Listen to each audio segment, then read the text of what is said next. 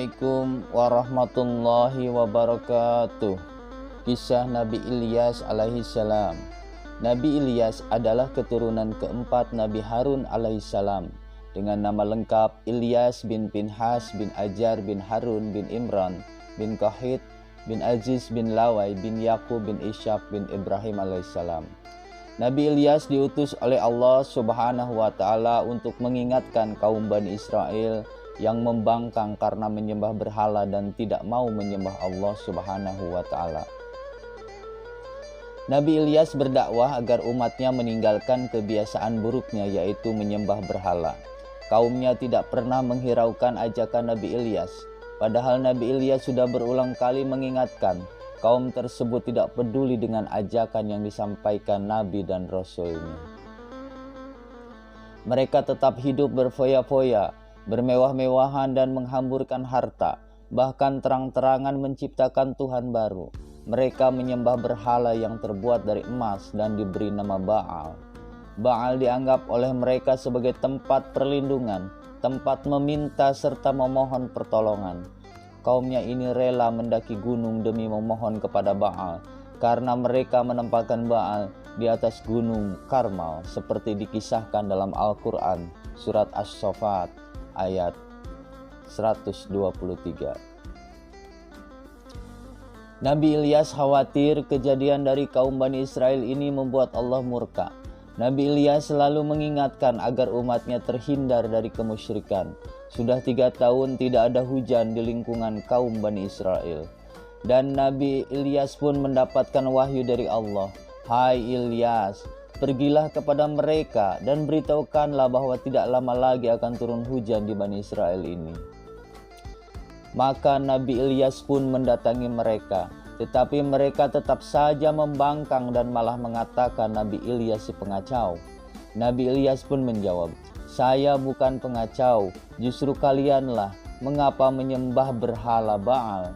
Kalian telah melanggar perintah Allah Subhanahu wa Ta'ala.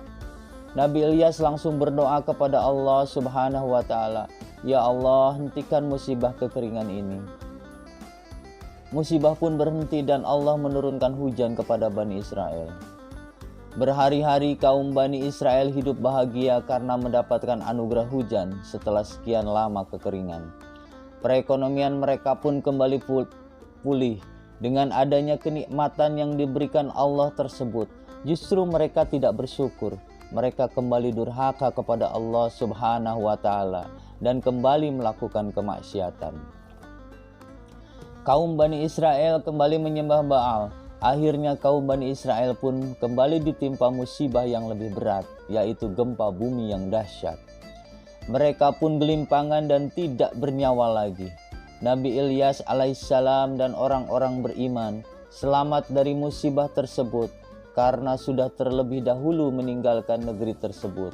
Nabi Ilyas menunjukkan sikap sabar dalam menghadapi umatnya yang pembangkang dan durhaka. Nabi Ilyas tidak menyerah dan selalu mengajak kebaikan. Sudah sepantasnya sikap teladan ini kita teladani dan menirunya. Perjalanan Nabi Ilyas yang penuh rintangan dan halangan merupakan perjalanan dakwah dari Nabi Ilyas alaihissalam. Dalam tafsir Ibnu Katsir telah diriwayatkan mengenai silsilah keluarga dari Nabi Ilyas.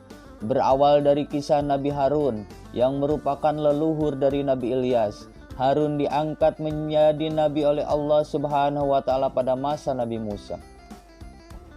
Apabila dilihat dari silsilah garis keturunannya, Nabi Harun adalah kakak kandung dari Nabi Musa. Dalam Al-Quran di kisah-kisah Nabi Harun sering disebut dengan kisah Nabi Musa karena ditempatkan pada daerah dan masa yang sama dengan Nabi Musa. Sebelum Harun diangkat menjadi nabi, Nabi Musa memohon kepada Allah Subhanahu wa Ta'ala untuk mengutus Harun menjadi nabi untuk melawan raja yang sedang berkuasa saat itu, yaitu Fir'aun. Kemudian Harun diangkat menjadi nabi oleh Allah Subhanahu wa Ta'ala, dan ia memiliki kemampuan dalam berbahasa dan merangkai kata yang dinilai layak untuk mendampingi Nabi Musa untuk menyebarkan ajaran Allah Subhanahu wa Ta'ala. Pada waktu itu Nabi Musa dan Nabi Harun sedang menyelamatkan kaumnya dan keluar dari wilayah Mesir dari Fir'aun. Raja Fir'aun adalah raja yang bersifat tidak demokratis dan bertindak zalim. Fir'aun berpaling dari ajaran Tuhan dan membuat rakyatnya terpecah belah. Pada masa kekuasaan Fir'aun, kelompok Bani Israel menjadi kelompok yang paling tidak disukai oleh Fir'aun. Pada masa itu Bani Israel sedang mempelajari kitab firman Tuhan yang diwariskan oleh Nabi Ibrahim. Dalam kitab tersebut telah dijelaskan bahwa akan lahir anak laki-laki keturunan Ibrahim yang akan menghancurkan Raja Mesir yang sedang berkuasa. Kabar tersebut telah menyebar luas hingga diketahui Fir'aun. Fir'aun pun mengantisipasi dengan memerintahkan kepada pengikutnya agar membunuh setiap anak laki-laki Bani Israel. Setelah Nabi Musa berhasil mengeluarkan Bani Israel dari Mesir, Nabi Musa mengutus Nabi Harun untuk menjaga umatnya agar tidak tersesat. Nabi Musa kemudian menunjuk Bukit Sinai untuk berkhalwat dan berpuasa selama 40 hari untuk menerima wahyu selanjutnya dari Tuhan. Setelah Nabi Musa menjalankan tugasnya untuk menerima wahyu, kemudian kembali ke tempat Nabi Harun. Namun Nabi Musa mendapati kaumnya telah disesatkan oleh seorang bernama Samiri yang berpaling dari ajaran Tuhan. Kemudian Nabi Musa memerintahkan 70 orang terbaik dari kaum tersebut untuk pergi ke Bukit Sinai agar bertaubat mewakili seluruh kaumnya yang telah menyimpang dan ditemani Nabi Musa. Setelah sampai, mereka harus bersujud dan memohon ampun kepada Tuhan. Lalu timbul pertanyaan dari kaum tersebut untuk meminta melihat Tuhan secara langsung. Apabila tidak melihat, mereka tidak akan menyembah Tuhan. Sebagai jawaban, Tuhan pun menurunkan petir kepada 70 orang tersebut dan merenggut nyawa mereka. Nabi Musa pun akhirnya memohon kepada Tuhan agar kaumnya tersebut dihidupkan kembali dan memohon ampun. Akhirnya dihidupkan kembali dan berjanji untuk mentaati perintah yang dibenarkan oleh Tuhan. Perjuangan para nabi yang menghadapi kaum Bani Israel setelah Nabi Harun berlanjut kepada keturunannya, yaitu kepada Nabi Ilyas alaihissalam. Nabi Ilyas yang menurut ahli garis keturunan, Nabi Ilyas merupakan keturunan keluarga dari Nabi Harun yang bernama Ibnu Yasin bin Panhas bin Al-Izar bin Harun. Dari penggalan surat As-Saffat ayat 123-132 membuktikan bahwa Ilyas termasuk ke dalam Rasulullah. Nabi Ilyas diutus di daerah Ba'labak sebelah barat Damaskus, di mana penduduknya yaitu kaum Bani Israel yang menyembah berhala. Kemudian Nabi Ilyas diutus oleh Allah Subhanahu wa taala untuk memerintahkan kepada kaum Bani Israel untuk meninggalkan berhala. Namun raja dan kaum Bani Israel pada waktu itu menolak ajakan Nabi Ilyas karena mereka lebih percaya kepada berhala dan menantang kepada Tuhan yang disembah oleh Nabi Ilyas, yaitu Allah Subhanahu wa taala. Kemudian mereka didatangkan bencana sebagai bukti bahwa Tuhan yang disembah Nabi Ilyas itu benar adanya. Lalu kaum Bani Israel bersekongkol agar dapat mengusir Nabi Ilyas dengan melempari batu dan diancam akan dibunuh. Karena ancaman yang datang dari kaum Bani Israel, akhirnya Nabi Ilyas terpaksa meninggalkan perkampungan itu dan bersembunyi di dalam gua. Selama berada di dalam gua, Allah Subhanahu wa taala memberikan bantuan berupa burung gagak yang membawa makanan untuk dimakan oleh Nabi Ilyas. Bencana pun melanda kaum Bani Israel di kota Ba'labak, yaitu bencana kekeringan, telah merenggut nyawa dari kaum tersebut. Bani Israel meyakini bahwa bencana tersebut ditimpakan karena Nabi Ilyas telah berdakwah di kota tersebut. Bani Israel bersama raja sepakat untuk mencari Nabi Ilyas dan mengusirnya dari kota Ba'labak. Pada suatu ketika, persembunyian Nabi Ilyas diketahui oleh kelompok Bani Israel dan kemudian Nabi Ilyas berpindah tempat, kemudian menemukan rumah terpencil. Kemudian Ilyas memberikan salam dan bertemulah dengan salah satu tuan rumah yang merupakan seorang perempuan. Kemudian Nabi Ilyas meminta izin untuk bersembunyi. Saat itu ada laki-laki dari anggota keluarga tersebut sedang sakit parah.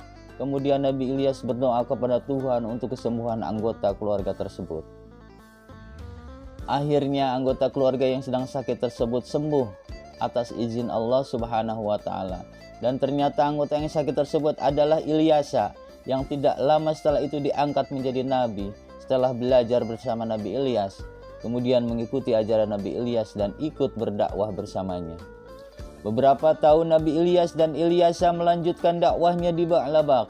Penduduk di daerah tersebut mulai putus asa terhadap bencana yang dialami kota tersebut karena berhala yang disembahnya tidak mampu memberikan kesembuhan penderitaan kaum tersebut. Bani Israel pun berjanji akan mengikuti apa yang diperintahkan Nabi Ilyas. Akhirnya Nabi Ilyas berdoa kepada Allah Subhanahu wa taala supaya kaum Bani Israel terlepas dari kesengsaraan. Kaum Bani Israel pun menghancurkan patung-patung yang disembah sebelumnya. Setelah itu kaum Bani Israel diturunkan hujan sehingga sawah dan ladang mereka subur dan mereka kembali hidup damai. Beberapa tahun kemudian kaum Bani Israel ingkar kembali dan menyembah berhala lagi. Lalu Nabi Ilyas berdoa kembali kepada Tuhan agar kaum tersebut dibukakan pintu hatinya. Namun akhirnya bencana kekeringan melanda kaum Bani Israel dan kemudian Nabi Ilyas meninggalkan kaumnya dari kampung tersebut. Diriwayatkan bahwa setelah Nabi Ilyas meninggalkan kaumnya, Nabi Ilyas wafat dengan cara diangkat ke langit oleh Allah Subhanahu wa taala.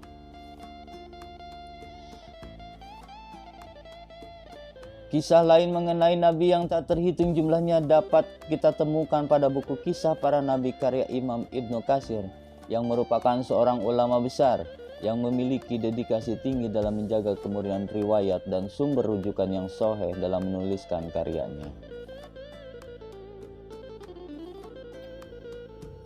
Dalam tafsir Ibnu Arabi dijelaskan bahwa Nabi Ilyas adalah sama seperti Nabi Idris, seorang nabi sebelum Nuh yang telah diberikan derajat yang tinggi oleh Allah.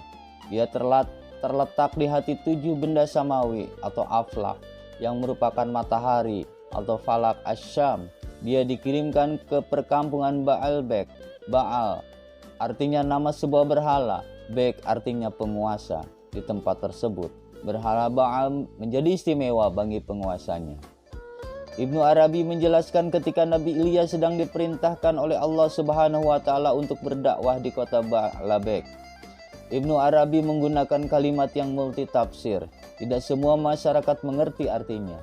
Dia terletak di hati 7 benda samawi atau aflak yang merupakan matahari, falak asyam.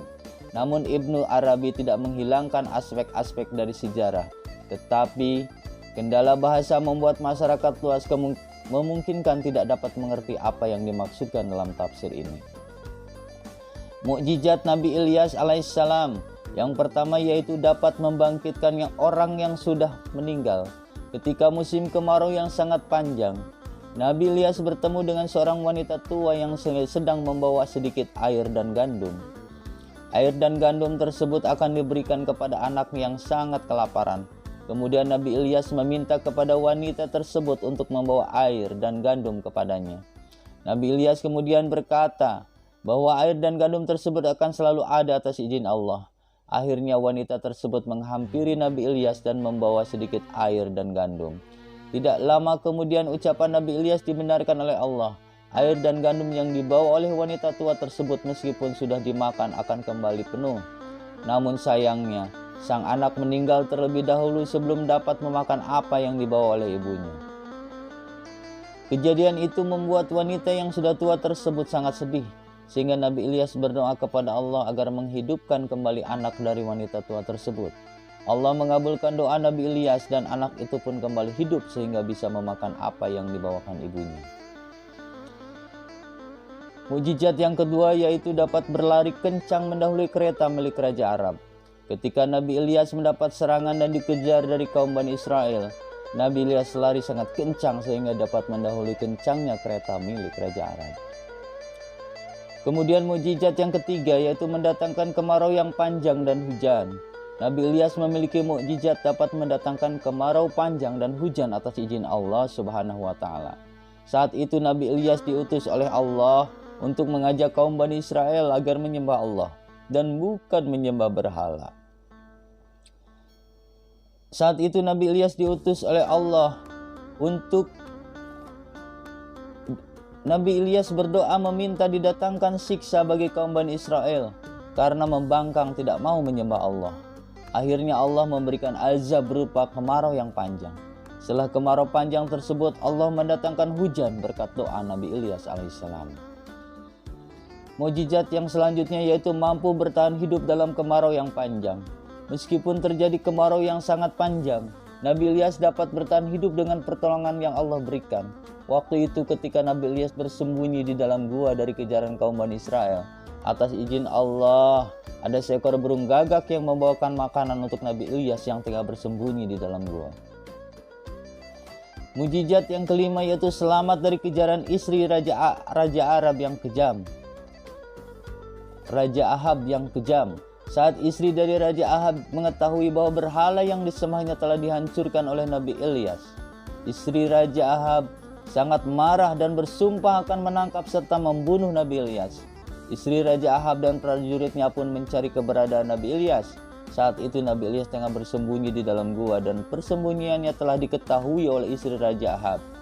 Ketika hendak melakukan aksinya untuk membunuh Nabi Ilyas, Allah mendatangkan azab berupa gempa bumi yang sangat dahsyat sehingga membuat istri Raja Ahab dan prajuritnya tertimpa longsor dari gunung. Mukjizat yang keenam yaitu mampu menyembuhkan orang sakit. Mukjizat lain yang Allah berikan kepada Nabi Ilyas adalah dapat menyembuhkan orang sakit keras. Saat itu Nabi Ilyas sedang terbaring karena sakit yang diderita sejak lama. Atas izin Allah melalui doa Nabi Ilyas, akhirnya Nabi Ilyas dapat sembuh dari penyakitnya.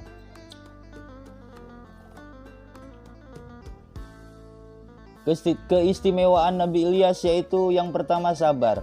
Nabi Ilyas diberikan keistimewaan oleh Allah berupa kesabaran yang sangat tinggi, terutama dalam menghadapi kaum Bani Israel yang selalu membangkang pada ajaran yang Nabi Ilyas sampaikan dan selalu menentang ajaran Allah Subhanahu wa Ta'ala. Dengan kesabaran yang kuat, akhirnya Nabi Ilyas dapat menjalankan dakwahnya dengan lancar. Yang kedua, taat beribadah. Nabi Ilyas merupakan sosok yang taat dalam beribadah kepada Allah Subhanahu wa Ta'ala. Nabi Ilyas selalu mematuhi ajaran yang diperintahkan Allah Subhanahu wa Ta'ala dan selalu menjauhi larangannya. Dalam perjalanan hidupnya, Nabi Ilyas selalu mengutamakan beribadah dan meninggalkan keduniawian. Yang ketiga, suka menolong sesama. Nabi Ilyas diberikan keistimewaan oleh Allah berupa hati yang lapang dan suka menolong sesamanya. Orang-orang yang telah menyakiti dan mencoba membunuhnya pun tetap ia tolong dengan penuh keikhlasan. Demikian kisah singkat Nabi Ilyas alaihissalam. Semoga bermanfaat.